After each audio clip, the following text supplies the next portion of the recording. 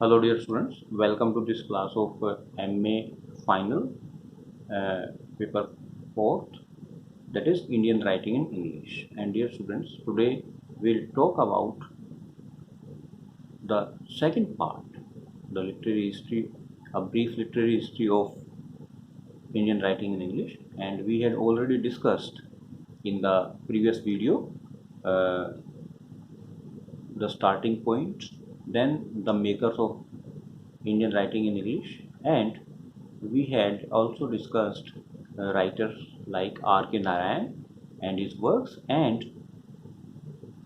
Raja Rao and his works. Uh, as the century progressed, the Indian writing in English, it also matured, and now we had important writers emerging like Kamla Markande, then you have Manohar Malgaonkar, whose Distant Drum, Combat of Shadows, The Princess uh, are some of the important works. Also, the works of Kamala Markande, if we talk about Kamala Markande, Nectar in Sieve, some Inner Fury, A Silence of Desire, these are some of the important works of Kamala Markande. Dear students, another important writer is Anita Desai, whose Clear Light of the Day, The Accompanist, Fire on the Mountain. These are some of the important works of Anita Desai, who highlights the Indian society, its issues, and also the feminist perspectives of Indian society. Then we have Nayantara Sehgal. Uh, she also captured the spirit of the struggle of the Indian independence, and she also in her works we find that she also tries to break away from the British and the established norms set by the British. Then we have another writer who also wrote on this tragedy of 1947, the partition of India, Khushwant Singh, whose Train to Pakistan is an iconic novel. All of you must have read him in the undergraduate classes. Then we have Bhavani Bhattacharya, famous novelist, now were thriving in India and abroad. They were writing about the partition. They were taking up new issues, and in the 1980s and 1990s,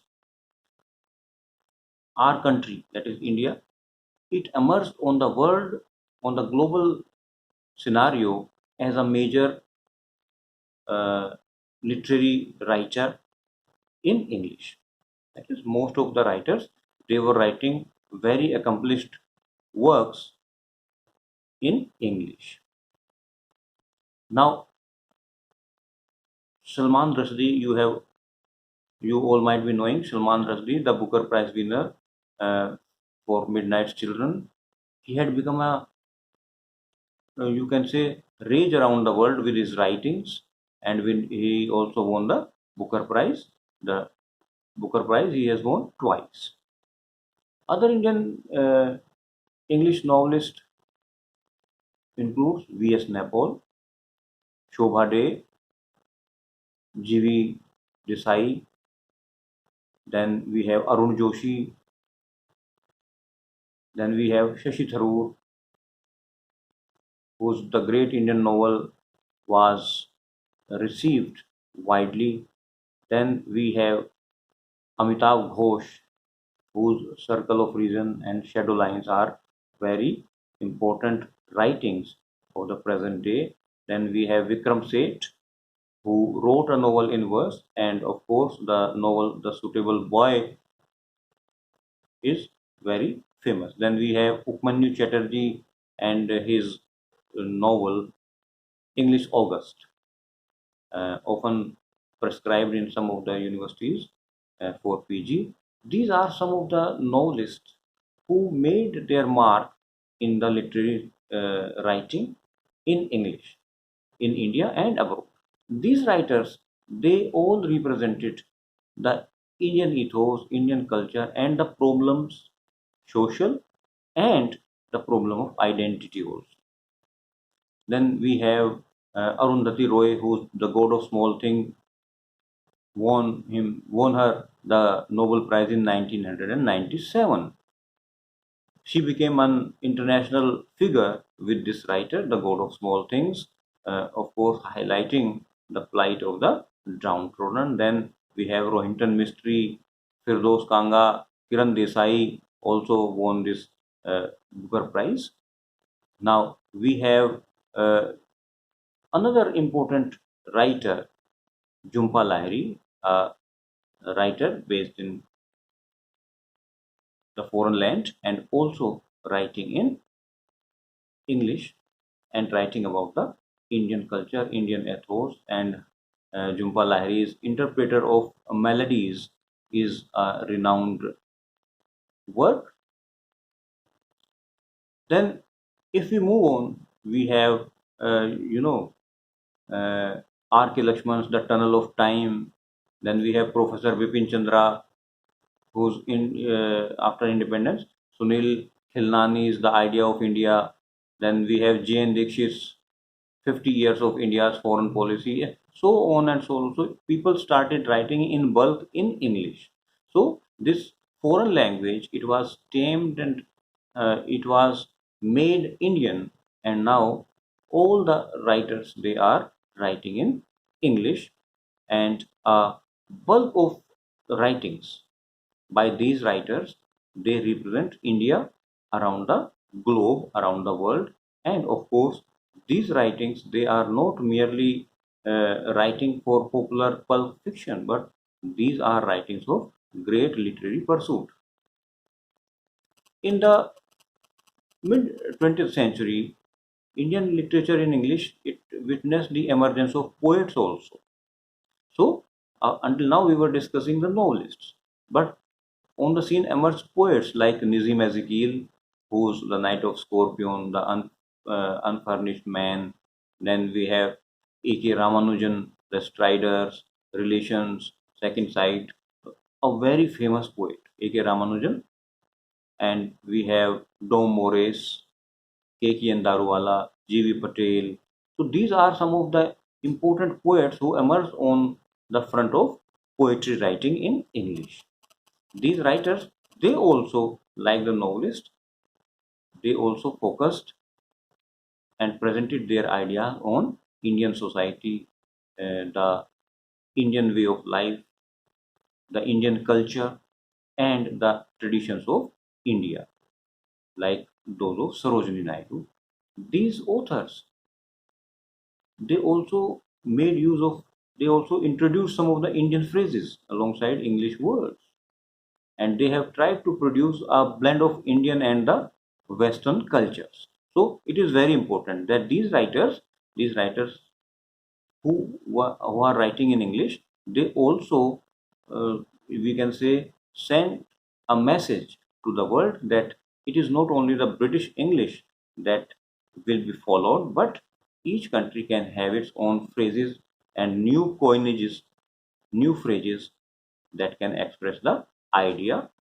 The Indian poets, novelists, and essayists, and the dramatists, they, they are now considered great literary writers.